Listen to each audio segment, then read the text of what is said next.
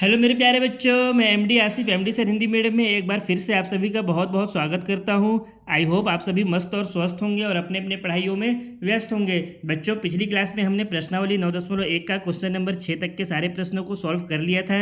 आज के क्लास में हम क्वेश्चन नंबर 7 से लेकर के इसके आगे के प्रश्नों को हल करेंगे। तो आइए बिना देरी किए हुए आज के क्लास को क्वेश्चन नंबर 7 से हल करना शुरू करते हैं।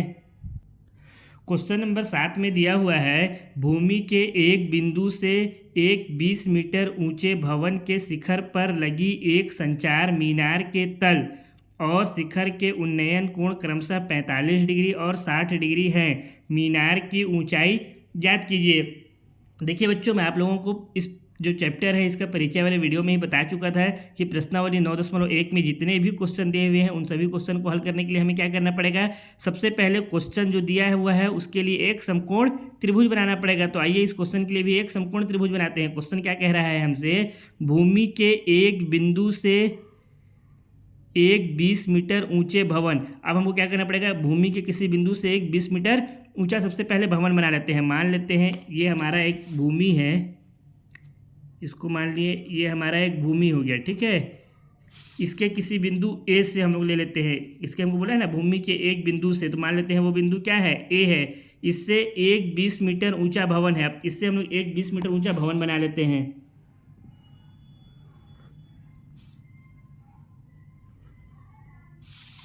मान लेते हैं ये एक 20 मीटर क्या है, ऊंचा भवन है। इसकी टोटल ऊंचाई कितनी है, ये है पूरा हमारा 20 मीटर। भवन के शिखर पर लगी एक संचार मीनार के तल। अब इस जो भवन है, भवन का शिखर क्या हो जाएगा, इसका जो छत होगा सबसे ऊपरी हिस्सा, यही इसका शिखर होगा। मान लेते हैं इसका शिखर है बी, इसका शिखर क्या है बी। तो हमसे कह रहा है भवन के शिखर पर लगी एक संचार मीनार के तल। ये जो भवन है इसका शिखर में एक संचार मीनार है, तो इसके लिए हम लोग क्या करेंगे, इस भवन के शिखर में एक संचार मीनार बना लेंगे। तो मान लेते हैं ये हमारा इसके शिखर पर एक संचार मीनार है। इसका हमको भी ऊंचाई नहीं दिया हुआ है ना, सिर्फ ये क्या है, एक संचार मीनार। इसका नाम दे देते हैं, ये है हमारा संचार मीनार। इसके हाइट के बारे में हमको नहीं दिया हुआ है कि इसका हाइट कितना है। हम लोग अभी इसको अपने से यूं ही बस इसका हाइट को ले लिए हैं। संचार मीनार ये जो है इसका तल और शिखर, ये जो संचार मीनार है इसका तल क्या हो जाएगा, तल यानी जो नीचे का हिस्सा है, इसका तल कहाँ पे स्थित है, ये इसका जो तल है ये भवन के शिखर में है, यानी बिंदु बी पर ही है इस संचार मीनार का तल। और इसका शिखर क्या हो जाएगा, मान लेते हैं इसका जो शिखर है ये टॉप वाला पॉइंट, इसको मान लेते हैं ये बिंदु सी है। तो हमसे कह रहा है संचार मीनार के तल और शिखर के उन्नयन कोण क्रमशः 45 और 60 डिग्री है। तो इस जो संचार मीनार है, संचार मीनार हमारा कौन सा हो गया, BC हमारा संचार मीनार हो गया है। यहाँ पे बिंदु बी इसका क्या है, सबसे नीचे का तल है, यानी इसका तल है सबसे नीचे का बिंदु, और सी से क्या है, शिखर है। तो इस संचार मीनार का जो तल है उसका उन्नयन कोण कितना है, 45 डिग्री, और जो शिखर है शिखर का उन्नयन कोण है 60 डिग्री। तो उन्नयन कोण क्या होता है, जब भी हम किसी वस्तु को नीचे से ऊपर की तरफ देखते हैं, कहाँ से, नीचे से ऊपर की तरफ देखेंगे, तो यहाँ पे जो कोण बनेगा वो क्या हो जाएगा, उन्नयन कोण। तो हमको यहाँ पे दो कंडीशन दिया है, तल का उन्नयन कोण 45 डिग्री और शिखर का उन्नयन कोण 60 डिग्री। तो दोनों के लिए पहले हम लोग यहाँ पे कोण बना लेते हैं। ये हो गया तल का संचार मीनार का कोण, और ये हो गया शिखर का उन्नयन कोण। अब अगर यहाँ पे ध्यान से देखें तो ये एक आकृति बन गया यहाँ से इस तरह का। ये कैसा आकृति बन गया, एक समकोण त्रिभुज बन गया। हमको समकोण त्रिभुज बनाना ही था। इसमें जो जो हमको दिया हुआ है ये है 45 डिग्री ना, तो इसको तो पहले ले लेते हैं। ये हमारा हो गया 45 डिग्री, और ये जो हमारा है मीनार से इसका बनने वाला कोण वो कितना है, 60 डिग्री। ये दो कोण हम लोग यहाँ पे ले लिए। अब हमको कह रहा है क्वेश्चन में मीनार की ऊंचाई ज्ञात कीजिए। मीनार का ऊंचाई ज्ञात करना है, यानी इस क्वेश्चन में हमको क्या ज्ञात करना है, BC ज्ञात करना है कि इस जो संचार मीनार है इसका ऊंचाई कितना है। मान लेते हैं यहाँ पे जो बिंदु है उस बिंदु को नाम दे देते हैं बिंदु D। अब क्या करते हैं, सबसे पहले तो हम लोग यहाँ पे जितना भी हम लोग आकृति में कलाकारी किए हैं उस सब के बारे में साइड में यहाँ पे लिख देते हैं, ताकि एग्जाम में हमारा एक भी नंबर ना कटे। अब देखिए यहाँ पे इस आकृति में जितने भी हम लोग कलाकारी किए थे उसके बारे में पूरा मैं यहाँ पर डिटेल से लिख दिया हूँ। माना एक भवन AB है जिसकी ऊंचाई 20 मीटर है, अर्थात AB बराबर 20 मीटर। इसको हम मान लिए AB को एक भवन जिसकी ऊंचाई कितना हो गया, 20 मीटर। अब हमको इसमें ज्ञात क्या करना था, भवन के ऊपर स्थित संचार मीनार BC की ऊँचाई।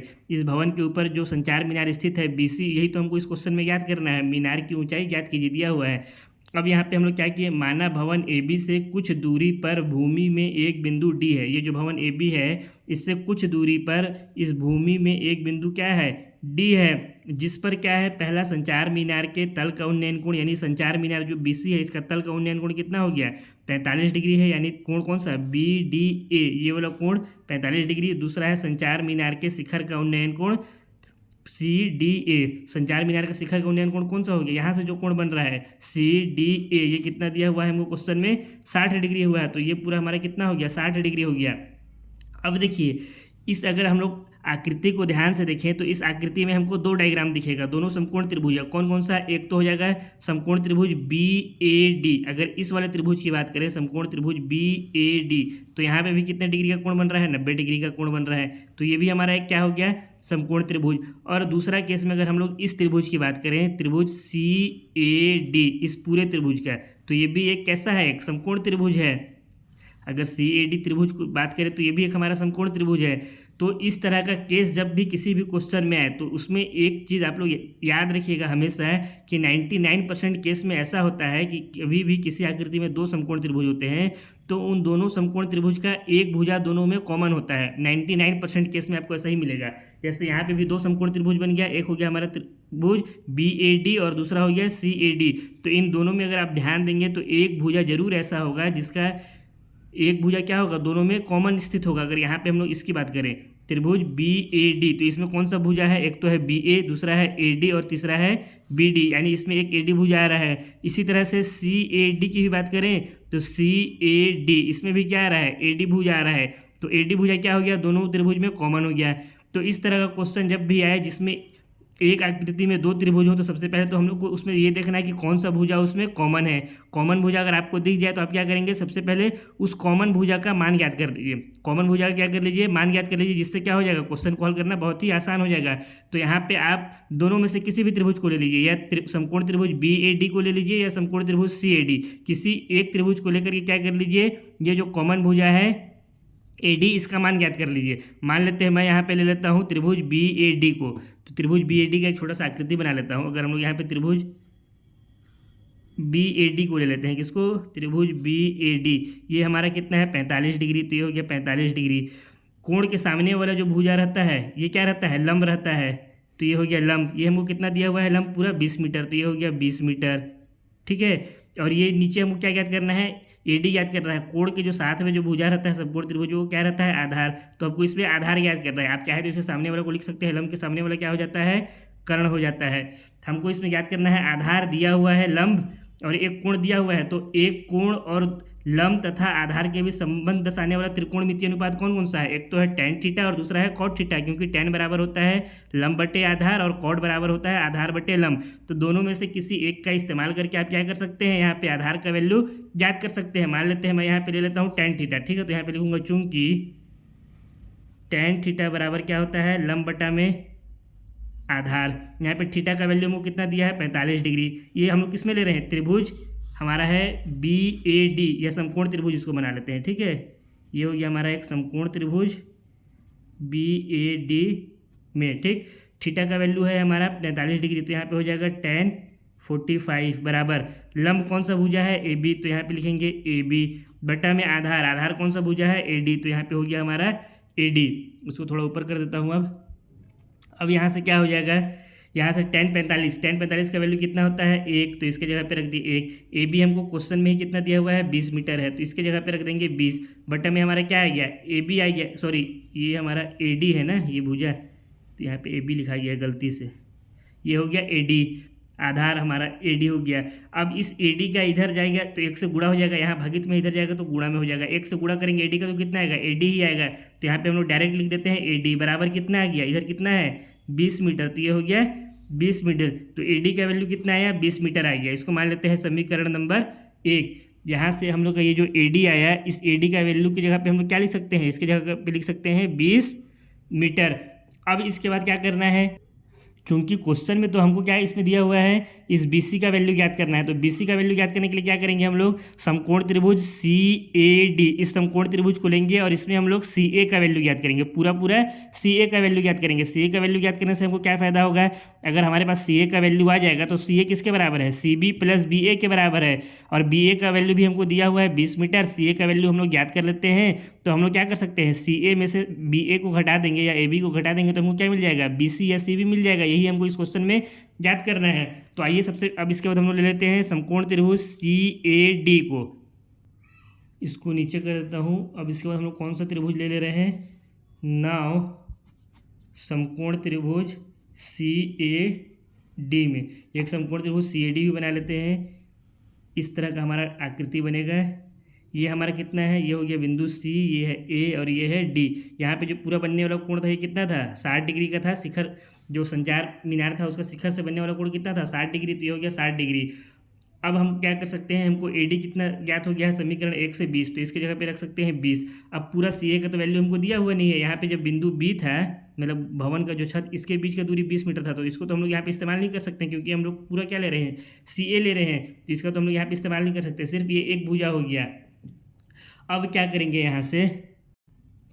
यहाँ पे एक भुजा हमें ज्ञात है ए डी बराबर 20 मीटर और ए सी हमें ज्ञात करना है और एक कोण दिया हुआ है। तो एक कोण और उसका ये ए डी क्या हो जाएगा, आधार हो जाएगा। कोण के साथ वाला भुजा आधार हो जाता है और जो कोण के सामने वाला भुजा है वो क्या हो जाता है, लंब हो जाता है। तो एक कोण, आधार और लंब में संबंध दर्शाने वाला त्रिकोणमितीय अनुपात कौन कौन सा हो जाएगा, ये हो गया हमारा आधार। इसमें संबंध दर्शाने वाला त्रिकोणमितीय अनुपात होता है, एक तो tan थीटा होता है और दूसरा cot थीटा। दोनों में से कोई भी एक लेकर के आप क्या ज्ञात कर सकते हैं, AC का वैल्यू ज्ञात कर सकते हैं।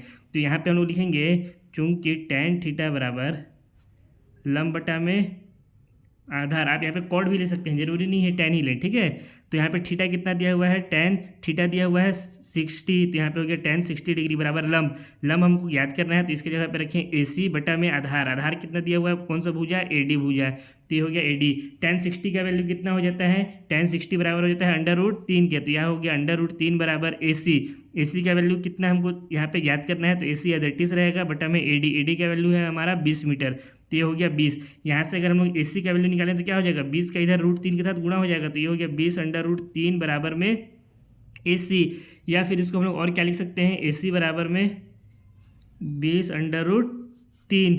AC का वैल्यू हमारा कितना हो गया, 20 √3 हो गया। इसको मान लेते हैं समीकरण नंबर 2। अब हमको इस क्वेश्चन में क्या याद करना है,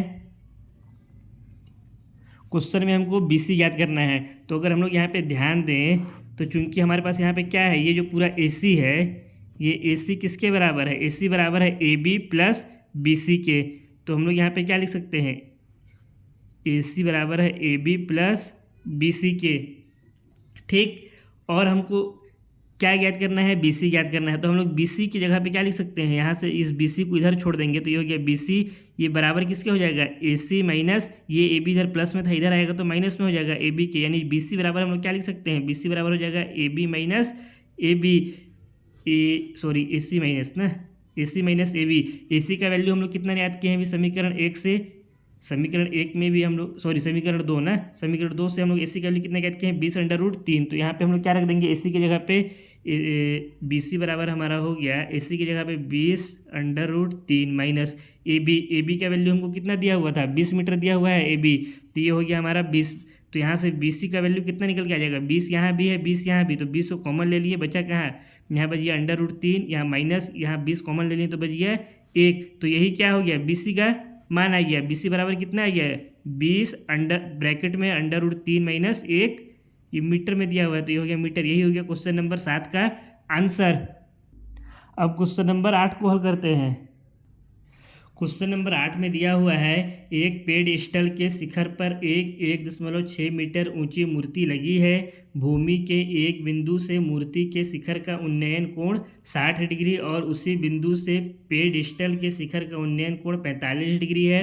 पेडस्टल की ऊंचाई ज्ञात कीजिए। अब यहाँ पे तो सबसे पहला क्वेश्चन जो है वो आता है कि पेडस्टल क्या होता है। तो बच्चों पेडस्टल एक ऐसा चबूतरा होता है जिसके ऊपर कोई मूर्ति को रखा जाता है सहारा दे करके। जैसे आप लोग अपने शहर में देखे होंगे गांधी चौक या बनारस चौक, अम्बेडकर चौक जिसको कहते हैं, वहाँ पे क्या होता है, गांधी जी की मूर्ति या अम्बेडकर जी की मूर्ति एक ये चबूतरा के ऊपर में रखा जाता है। तो वही चबूतरा क्या हो जाएगा, हमारा पेडिस्टल कहलाता है। ऐसा चबूतरा जिसके ऊपर किसी मूर्ति को रखा जाता है ना, उसको हम लोग पेडिस्टल कहते हैं। इसका और भी कई सारा परिभाषा होता है, लेकिन आप लोगों को मैं बिल्कुल इजी वे में बता रहा हूँ। अब हमको क्या कह रहा है क्वेश्चन में, एक पेडिस्टल के शिखर पर 1.6 मीटर ऊंची मूर्ति लगी है। एक पेडिस्टल है जिसके शिखर पर, यानी उसके ऊपर, शिखर यानी उसे क्या हो गया, उसके ऊपर पेडिस्टल का 1.6 मीटर मूर्ति रखी है। तो सबसे पहले हम लोग एक पेडिस्टल बना लेते हैं। ये हो गया, मान लेते हैं हमारा इसको स्केल से ही बना देता हूँ वरना फिर आधा तिरछा हो जाता है ना। इसको मान लेते हैं ये हमारा एक पेडिस्टल है।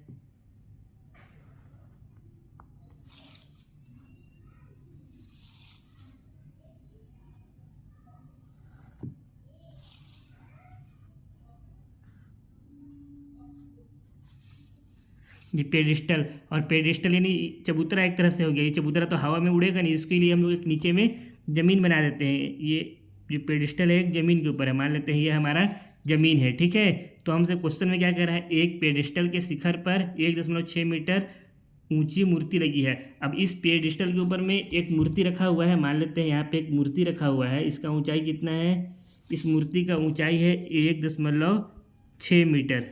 इस मूर्ति का ऊंचाई कितना है, 1.6 मीटर ऊंचाई है, यहाँ से लेकर के यहाँ तक का।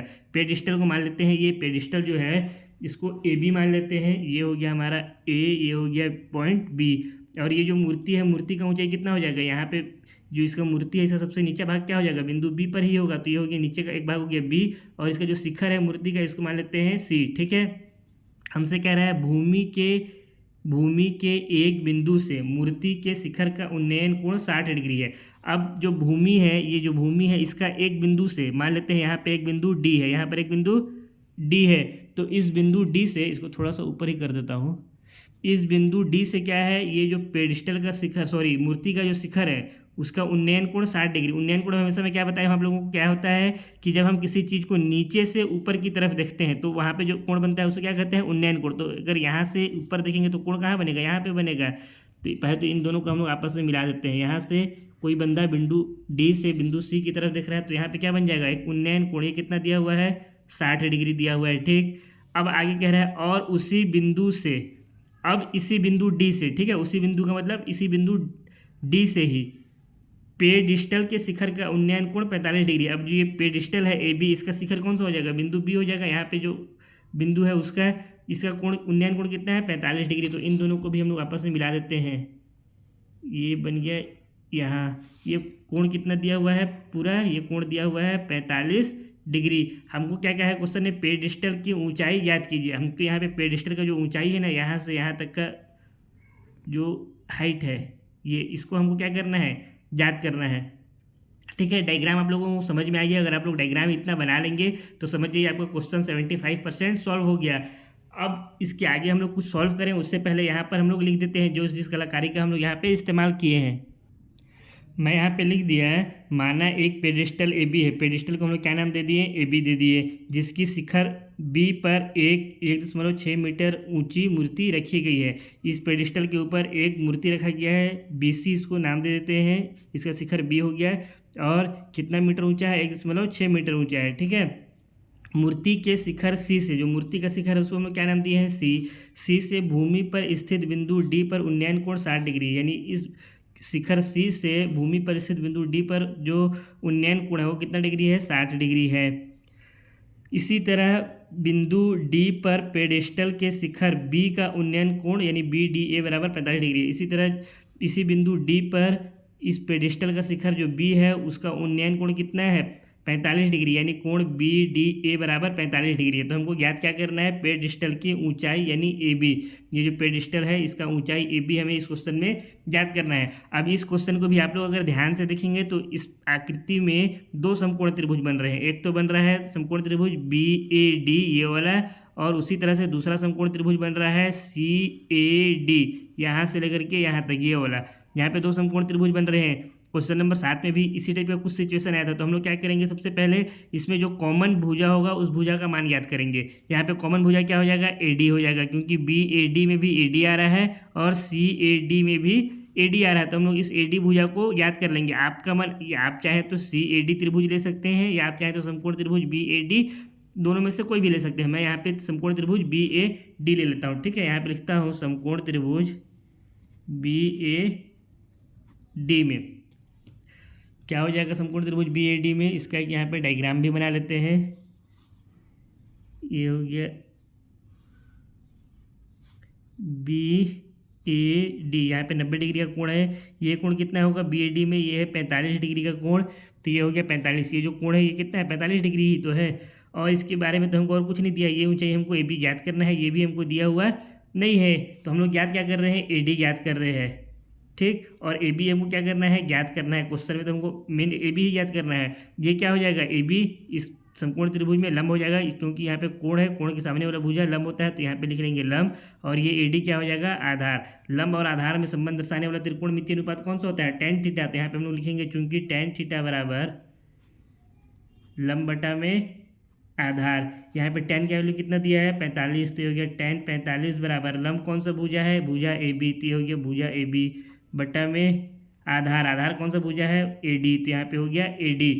अब tan 45 का वैल्यू कितना होता है, 1। इसके बराबर में क्या है गया, ए बी बटा में ए डी। यहाँ से अगर हम लोग इस ए डी का वैल्यू याद करें तो ए डी कितना हो जाएगा, ए डी का क्या हो जाएगा, 1 से गुणा तो होगा, ए डी के बराबर ही ए डी गुणा 1 कितना होगा, ए डी ही होगा बराबर। ये कितना दिया हुआ है, ए बी। यानी ये जो भुजा ए डी है वो किसके बराबर है, ए बी के बराबर है, इस भुजा के बराबर है। ये भुजा ए बी जितना होगा उतना ही हाइट किसका होगा, इस भुजा ए डी का भी होगा। ये 5 सेंटीमीटर होगा तो ये भी 5 सेंटीमीटर, ये 10 होगा तो ये भी 10 सेंटीमीटर ही होगा। इसको मान लेते हैं समीकरण नंबर 1। अब इसके बाद हम लोग क्या करेंगे, इतना हो गया। इसके बाद हम लोग इस समकोण त्रिभुज सी ए डी, इस समकोण त्रिभुज सी ए डी, इसमें हम लोग क्या करेंगे, ए सी का वैल्यू ज्ञात कर लेंगे। ए सी का वैल्यू ज्ञात करने से हमको क्या फायदा होगा, कि यहाँ पे अगर देखें तो ए सी किसके बराबर है, ए सी पूरा बराबर है C B plus A B के बराबर। और हमको क्या ज्ञात करना है, ए बी। तो यहाँ से हम लोग ए बी का वैल्यू ज्ञात कर सकते हैं। ए बी बराबर क्या हो जाएगा, ए सी माइनस में बी सी हो जाएगा। अब तो क्या करेंगे हम लोग, त्रिभुज सी ए डी में सी ए का वैल्यू ज्ञात करेंगे। इसके लिए नीचे लिखते हैं समकोण त्रिभुज सी ए डी में, एक समकोण त्रिभुज सी ए डी भी बना लेते हैं। ये हो गया हमारा बिंदु सी ए और ये डी।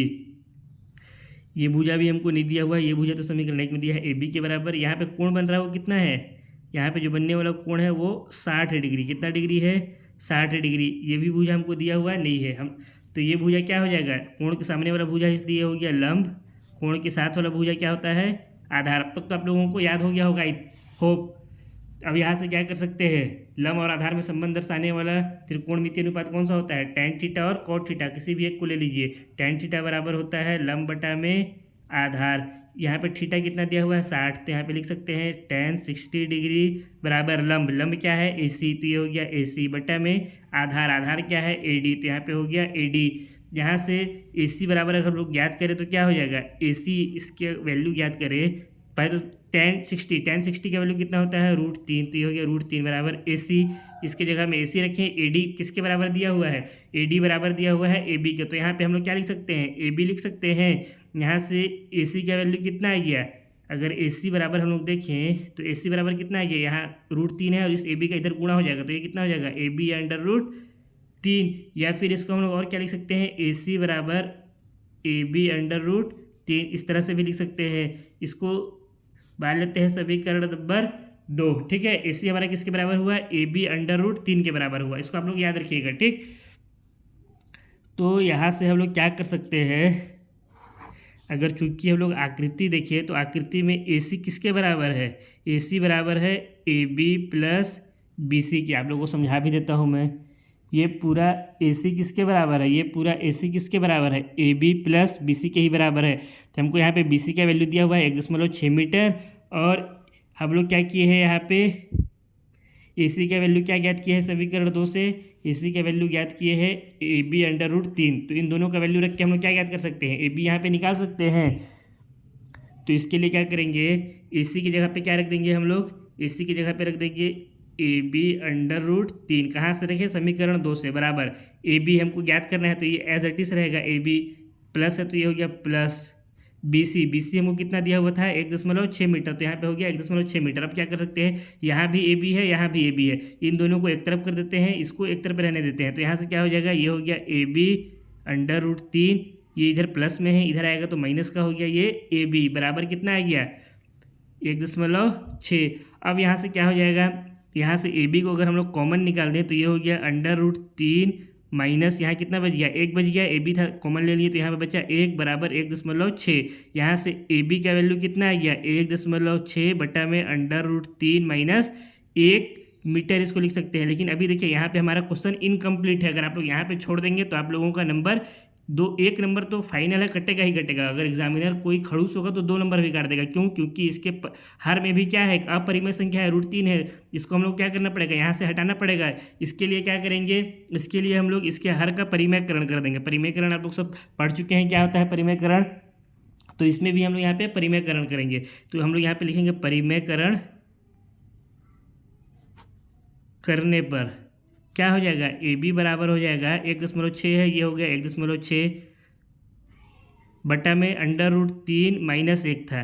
गुणा क्या किससे हो जाएगा, इसका √3 प्लस 1 से हो जाएगा। क्योंकि परिमेयकरण में क्या होता है, जो बीच वाला चिन्ह होता है वो बदल जाता है, प्लस है तो माइनस और माइनस है तो प्लस, उन दोनों का ऊपर नीचे दोनों तरफ गुणा हो जाता है। यहाँ से अब क्या हो जाएगा, AB बराबर हो जाएगा ये 1.6 है, इसका गुणा हो जाएगा √3 प्लस 1 से, तो ये हो गया 1.6 गुणा में √3 प्लस 1, इसके बट्टे में। यहाँ अगर ध्यान दें तो ये a minus B A plus B इस फॉर्म में है। अगर √3 को a मान लें और a को b मान लें, a minus B A plus B, इसका फॉर्मूला क्या होता है, a minus B A plus B बराबर क्या होता है, a का स्क्वायर माइनस b का स्क्वायर होता है। तो हम लोग इसके जगह पे क्या लिख सकते हैं, √3 का स्क्वायर माइनस 1 के जगह पे लिख देंगे 1 का स्क्वायर। अब √3 का स्क्वायर करेंगे तो कितना हो जाएगा, इसको थोड़ा और ऊपर करना पड़ेगा।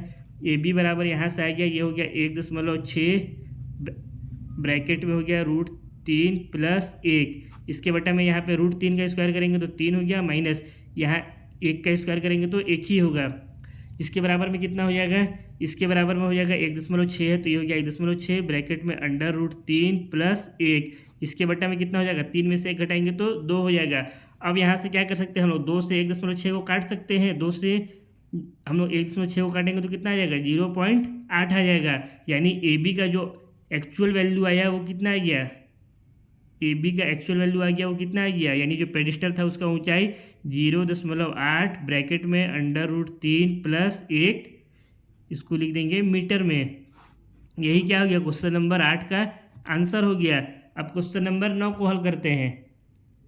इतना समझ में आया ना, यहाँ पे कुछ नहीं किया, क्वेश्चन नंबर 7 की ही तरह इसमें क्या किए, जो कॉमन भुजा था सबसे पहले उसका वैल्यू याद किए, AD का वैल्यू याद करने के बाद दूसरे वाले भुजा से AC का वैल्यू याद किए। फिर हम लोग यहाँ पे AC बराबर था AB प्लस BC, तो यहाँ से हम लोग AB का वैल्यू याद कर लिए। यहाँ पे अगर आप लोग आंसर छोड़ देते हैं तो यहाँ पे हर में क्या था, एक अपरिमेय संख्या था, इसलिए क्वेश्चन से यहाँ पे नंबर हमारा क्या होता है, कट जाता है। यहाँ ये हमारा आंसर सही नहीं होता, इसलिए इस हर को हटाने के लिए क्या किए, परिमेयकरण किए। तो हमारा आंसर कितना आ गया, आंसर आ गया AB बराबर 0.8 ब्रैकेट में √3 प्लस 1 मीटर। अब क्वेश्चन नंबर 9 को हल करते हैं। क्वेश्चन नंबर 9 में दिया हुआ है, एक मीनार के पाद बिंदु से एक भवन के शिखर का उन्नयन कोण 30 डिग्री है और भवन के पाद बिंदु से मीनार के शिखर का उन्नयन कोण 60 डिग्री है। यदि मीनार 50 मीटर ऊंची हो तो भवन की ऊंचाई ज्ञात कीजिए। देखिए इस क्वेश्चन में हमको 2 चीज़ दिया हुआ है, एक तो दिया हुआ है मीनार और दूसरा दिया हुआ है भवन। तो आइए इसका पहले डायग्राम बनाता हूँ, फिर आप लोगों को समझाता हूँ। मान लेते हैं ये हमारा एक ज़मीन है, ये हमारा एक ज़मीन हो गया। ज़मीन में एक हमको मीनार भी दिया हुआ है, मान लेते हैं यहाँ पे एक मीनार है ये, और दूसरा हमको क्या दिया हुआ है, एक भवन दिया हुआ है, तो इसको मान लेते हैं ये भवन है। ठीक, मीनार को मान लेते हैं ये है हमारा मीनार AB, मीनार हमारा हो गया AB और भवन हो गया CD। ठीक है, अब इसको इस तरह से समझिए। देखिए अब क्वेश्चन में क्या दिया था, एक मीनार के पाद बिंदु से, पाद यानी क्या होता है, पाद यानी होता है संस्कृत में, पाद शब्द का अर्थ होता है पाँव, पाद शब्द का अर्थ संस्कृत में क्या होता है, पाँव। पाँव कहाँ होता है, हमारे नीचे तरफ होता है। तो इसका मतलब क्या हुआ, मीनार का नीचे का जो हिस्सा है वो, मीनार का जो सबसे नीचे का हिस्सा है वो क्या है, बिंदु B है। तो हमसे यहाँ पे कह रहा है ये मीनार हो गया AB। ठीक है, इसको हम लोग क्या माने हैं, ये हो गया हमारा मीनार और ये हो गया हमारा CD भवन। CD हमारा क्या हो गया, भवन। तो मीनार का जो पाद बिंदु है यानी नीचे का सबसे नीचे का जो बिंदु है, कौन सा बिंदु है, बिंदु B से भवन के एक शिखर का उन्नयन कोण 30 डिग्री है। इस पाद बिंदु से भवन हमारा कौन सा है, ये CD, इसका शिखर क्या हो जाएगा, बिंदु C हो जाएगा। तो इसका उन्नयन कोण कितना है, 30 डिग्री। उन्नयन कोण क्या होता है, जब हम किसी चीज़ को नीचे से ऊपर की तरफ देखते हैं, यानी कोई यहाँ से बिंदु B से जब C की तरफ देख रहा है तो यहाँ पे क्या बनेगा, उन्नयन कोण। तो इस कोण को बना लेते हैं, ये कोण हमारा हो गया यहाँ पे बड्डे वाला, कितना डिग्री कह रहा है हमसे, 30 डिग्री दिया हुआ है। और भवन के पाद बिंदु से, भवन का पाद बिंदु कौन सा हो जाएगा, बिंदु D हो जाएगा, सबसे नीचे का हिस्सा तो इसका यही है। तो हमसे कह रहा है यहाँ पे, इसको थोड़ा सा ऊपर ही कर देता हूँ, बिंदु डी से शिखर का उन्नयन कोण, मीनार के शिखर का उन्नयन कोण, मीनार का शिखर कौन सा हो जाएगा, बिंदु ए हो जाएगा मीनार का शिखर। तो यहाँ से जब कोई शख्स इस ऊपर वाले बिंदु को देख रहा है तो जो कोण बनेगा यहाँ पे उन्नयन कोण वो कितना दिया हुआ है हमको 60 डिग्री। तो इसको भी मिला देते हैं हम लोग, ये मिला दिए, यहाँ पे बनने वाला कोण कितना है 60 डिग्री है। ठीक है, यदि मीनार 50 मीटर ऊंची हो, ये जो मीनार है इस मीनार का हाइट हमको कितना दिया हुआ है 50 मीटर दिया हुआ है। तो हमसे क्वेश्चन में क्या कह रहा है, तो भवन की ऊंचाई ज्ञात कीजिए, यानी जो हमारे को सी डी है इसको हमें यहाँ पे ज्ञात करना है। तो सबसे पहले तो हम लोग क्या करेंगे, जो आकृति बनाया है उस आकृति के बारे में सारा कुछ यहाँ पे लिख देंगे। अगर आप लोग को इतना नहीं लिखना है तो आप लोग क्या लिख सकते हैं, आकृति हम लोग कैसे बनाया है, प्रश्नानुसार बनाया है, जो प्रश्नानुसार, तो यहाँ पे हम लोग इसके लिए लिख देंगे प्रश्नानुसार आकृति। ठीक है, इसके लिए यहाँ पे लिख देंगे प्रश्नानुसार आकृति। लेकिन बेहतर तो यही होगा कि इस आकृति के बारे में यहाँ पे लिख दे, वरना कोई एग्जामिनर अगर खड़ूस मिल जाएगा तो हमारा 1-2 नंबर तो यूं ही कट जाएगा आपका, इसलिए यहाँ पे हम लोग लिख ही देते हैं कि माना मीनार ए बी तथा भवन सी डी है। तो हमको क्या क्या दिया हुआ था, सबसे पहले तो दिया था मीनार के पाद बिंदु बी से भवन के शिखर का उन्नयन कोण, यानी कोण सी बी डी कितना है 30 डिग्री है। मीनार के पाद बिंदु से भवन के शिखर का उन्नयन कोण कितना है 30 डिग्री। उसके बाद हमको दिया हुआ था भवन के पाद बिंदु, भवन का पाद बिंदु कौन सा हो गया, बिंदु डी, मीनार के शिखर का उन्नयन कोण यानी कोण ए बी डी कितना है 60 डिग्री। मीनार का शिखर ये हो गया तो इसका उन्नयन कोण कितना हो गया ए डी बी, ये हमको दिया हुआ है 60 डिग्री। और क्या दिया था, मीनार की ऊंचाई 50 मीटर, ये जो मीनार ए बी है इसका ऊंचाई कितना दिया हुआ है 50 मीटर। तो हमको ज्ञात क्या करना है, भवन की ऊंचाई सी डी, जो भवन का ऊंचाई सी डी है ये हमें इस क्वेश्चन में ज्ञात करना है। अगर इस आकृति में भी आप ध्यान से देखें तो इसमें भी 2 समकोण त्रिभुज बन रहा है। कौन कौन सा, एक तो बन रहा है ए बी डी ये वाला समकोण त्रिभुज, और दूसरा बन रहा है सी डी बी ये वाला समकोण त्रिभुज। ठीक है, तो हम लोग क्या करेंगे, सबसे पहले तो जो इन दोनों समकोण त्रिभुज में उभयनिष्ठ होगा, यानी जो कॉमन भुजा होगा उस भुजा को पहले ज्ञात करेंगे। दोनों में कॉमन कौन सा है, बी डी भुजा है। क्यों, क्योंकि ए बी डी में भी बी डी भुजा आ रहा है और सी डी बी इसमें भी ये बी डी भुजा आ रहा है। तो किसी एक त्रिभुज की सहायता से इसको ले लीजिए या इसको बी डी का मान ज्ञात कर लीजिए। मैं यहाँ पे त्रिभुज ए बी डी लूँगा, क्यों, क्योंकि यहाँ पे ये जो कोण, ये जो भुजा ए बी है ये हमें दिया हुआ है 50 मीटर, जबकि इसमें हमको दिया हुआ नहीं है, इसलिए मैं इसका इस्तेमाल करूँगा। आप चाहें तो इस त्रिभुज का भी इस्तेमाल कर सकते हैं। तो यहाँ पे लिखेंगे त्रिभुज ए बी डी में, त्रिभुज ए बी डी में क्या हो जाएगा, सबसे पहले तो एक यहाँ पे हम लोग त्रिभुज बना लेते हैं ए बी डी, ये हो गया A B D, A B D कितना कोण है, ये है 60 डिग्री, ये दिया हुआ है 50 मीटर, ये कितना दिया हुआ है 50 मीटर। कोण के सामने वाला भुजा क्या होता है, लंब, तो ये हो गया लंब। कोण के साथ वाला भुजा क्या हो जाता है, आधार, जो कि हमको क्या करना है इसमें ज्ञात करना है। लंब और आधार में संबंध दर्शाने वाला त्रिकोणमितीय अनुपात कौन सा हो जाएगा, tan थीटा। तो यहाँ पे हम लोग लिखेंगे चूंकि tan थीटा बराबर लंब बटा में आधार, थीटा का वैल्यू यहाँ कितना दिया है 60 डिग्री, तो यहाँ पे कितना रख देंगे tan 60 बराबर लंब, लंब कौन सा भुजा है ए बी बटा आधार, आधार कौन सा भुजा है बी डी, जो कि हमको क्या करना है ज्ञात करना है। तो यहाँ से tan 60 का वैल्यू कितना होता है √3, तो इसकी जगह पे कितना लिख देंगे √3 बराबर ए बी कितना दिया हुआ है 50 मीटर, तो ये हो गया 50 बटा में बी डी हमको यहाँ पे ज्ञात करना है। तो ये हम लोग बी डी को एज इट इज लिख देंगे। अब क्या कर सकते हैं, अब ये जो बी डी है इसको इस तरफ ले जाएंगे और ये √3 को क्या है इधर ले आएंगे, तो क्या मिल जाएगा हमको बी डी का वैल्यू मिल जाएगा। तो यहाँ से हम लोग बी डी बराबर कितना लिख सकते हैं, चूंकि ये भागित में था इधर आया गुणा में हो गया है, ये हो गया 50, यानी हर में था इधर आया अंश में हो गया, ये इधर अंश में है इस तरफ जाएगा बराबर के, तो किस में हो जाएगा हर में हो जाएगा। बी डी बराबर कितना है 50 बटा √3। अगर बी डी का वैल्यू हम लोग यहाँ पे छोड़ दें तो ये एक्चुअल वैल्यू नहीं होगा। क्यों नहीं होगा, क्योंकि यहाँ पे हर में क्या है इसका एक अपरिमेय संख्या, तो इसको हम लोग हटाने के लिए क्या करेंगे हर का परिमेयकरण कर देंगे। तो यहाँ से बी डी बराबर कितना हो जाएगा 50 बटा में √3 इंटू √3 बटा में √3, क्योंकि हम लोग इसका परिमेयकरण, क्योंकि हमको यहाँ से अपरिमेय संख्या को हटाना है। यहाँ पे आप लोग लिख भी सकते हैं ना परिमेयकरण, ठीक है। यहाँ से बी डी का वैल्यू कितना आ गया है 50 का √3 से गुणा होगा तो ये हो गया 50 √3 बटा में √3 का √3 से गुणा होगा तो ये कितना हो जाएगा 3 हो गया। इसको वाल लेते हैं समीकरण नंबर 1। अब यहाँ पे हम लोग और क्या कर सकते हैं, इसमें बी डी का वैल्यू हमको कितना मिल गया है, यहाँ पे बी डी का वैल्यू हमको मिल गया है 50 √3 बटा में 3। एक भुजा ये हो गया, हमको ज्ञात करना है सी डी। तो हम लोग समकोण त्रिभुज सी डी बी में एक कोण दिया हुआ है, ये एक भुजा दिया हुआ है, तो इस भुजा का वैल्यू नहीं ज्ञात कर सकते हैं, बहुत ही आसानी के साथ ज्ञात कर सकते हैं। तो इसके लिए हम लोग लिखेंगे समकोण त्रिभुज सी डी बी में, ठीक है। अगेन समकोण त्रिभुज सी डी बी में पहले तो एक हम लोग डायग्राम बना लेंगे समकोण त्रिभुज सी डी बी का। कुछ इस तरह का डायग्राम दिया हुआ है, यहाँ पे बिंदु सी, ये है डी, ये है बी। यहाँ पे जो बनने वाला कोण है वो कितना है, 30 डिग्री है। बी डी हम लोग समीकरण 1 से कितना ज्ञात किए हैं, 50√3/3। सी डी हमको क्या करना है, क्वेश्चन में दिया हुआ है ज्ञात करने के लिए। ये कोण है, कोण के सामने वाला भुजा क्या हो जाता है, लंब। इसके साथ वाला जो भुजा है ये क्या हो जाएगा, आधार। ये हो गया आधार। तो लंब और आधार में संबंध दर्शाने वाला त्रिकोणमितीय अनुपात कौन सा है, tan थीटा। तो यहाँ पे लिखेंगे tan थीटा बराबर लंब बटा में आधार। थीटा का वैल्यू यहाँ कितना दिया है, 30 डिग्री। तो यहाँ पे कितना हो जाएगा, tan 30 डिग्री बराबर लंब। लंब सी डी हमको दिया हुआ नहीं है, हमको क्वेश्चन में इसको ज्ञात करना है, बटा आधार। आधार क्या है, भुजा बी डी। तो यहाँ पे हो गया ये बी डी।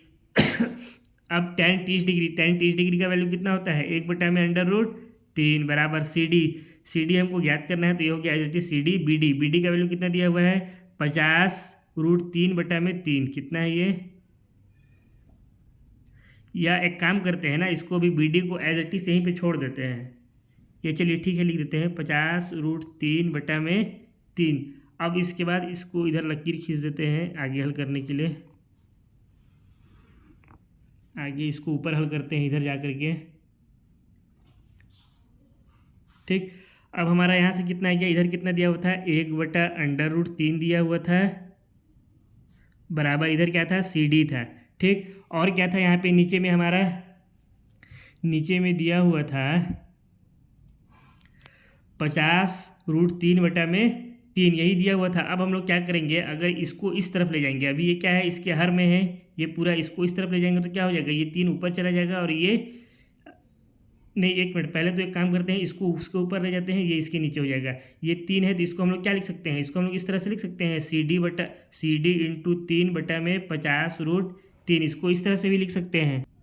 तो यहाँ से क्या हो जाएगा, 50√3 इधर हर में है, इसको बराबर के इस तरफ ले आएंगे तो ये अंश में हो जाएगा। ये यहाँ पे 3 अंश में है, इसको इस तरफ ले आएंगे तो हर में हो जाएगा, यानी 1/√3। ये जो दिया हुआ था यहाँ पे हम लोग क्या इसको कर सकते हैं, इसके लिए यहीं पे इसको सॉल्व कर देते हैं, ऊपर नहीं करते हैं, ठीक है। इसके लिए हम लोग क्या कर सकते हैं, ये 50√3 यहाँ आ गया, ये हो गया 50√3 बटा में ये हो गया √3, और ये 3 का यहाँ गुणा हो जाएगा तो ये हो गया 3 बराबर यहाँ से कितना आ गया, ये सी डी आ गया। यानी सी डी बराबर हम लोग क्या लिख सकते हैं, 50√3 बटा में √3 इंटू 3 लिख सकते हैं।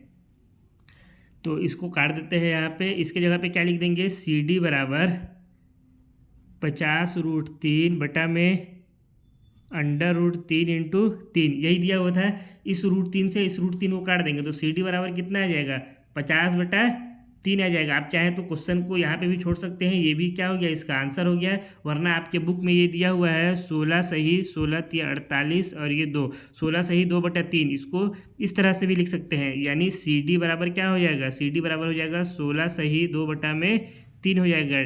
इसको इस तरह से भी लिख सकते हैं, या फिर इसको बार बार गलत हो रहा है, सी डी बराबर 16 सही 2/3 इस तरह से भी लिख सकते हैं। यहाँ पे भी छोड़ेंगे तो भी ठीक है, यहाँ पे लिखेंगे तो भी ठीक है, या आप चाहें तो इसको काट भी सकते हैं। इसको काटेंगे तो क्या हो जाएगा, सी डी बराबर हो जाएगा, अगर काट देंगे तो 3 एकम 3 2 बचा, यानी 3 छक्का 18 दशमलव फिर 2 बचा 3, सी डी बराबर कितना आ गया 16.6 मीटर। इसको इस तरह से भी लिख सकते हैं। ये भी आंसर सही है, ये भी आंसर सही है और ये भी आंसर सही है।